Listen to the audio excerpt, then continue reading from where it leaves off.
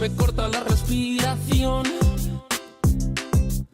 Cuando tú me miras se me sube el corazón. Me palpita lento el corazón. Y en un silencio tu mirada dice mil palabras.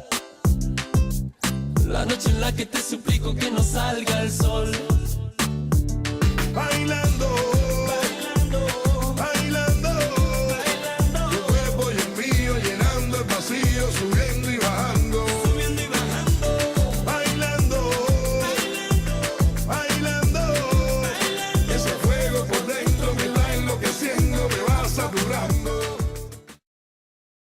El Teatro Gabriel Dorziat en Épernay se construyó a principios del siglo X.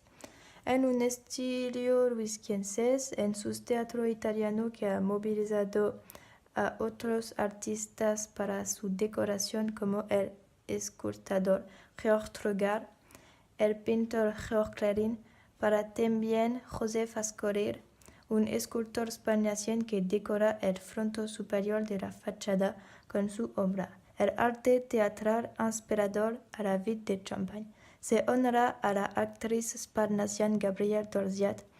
Es un edificio registrado en los monumentos históricos en 1988.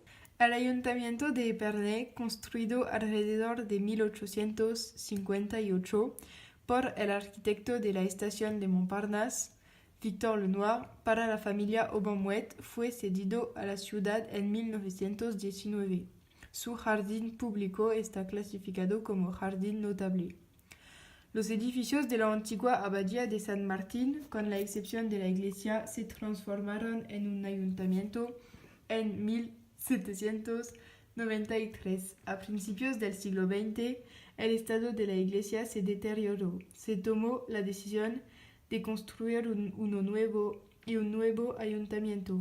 Huplon, alcalde de Avenay, da 1 millón francos para construirlo.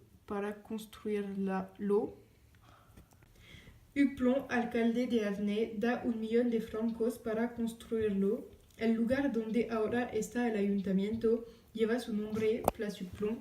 El ayuntamiento debe incorporar el portal Saint-Martin, un vestigio de la antigua iglesia. Sin embargo, la Primera Guerra Mundial destruyó el sitio.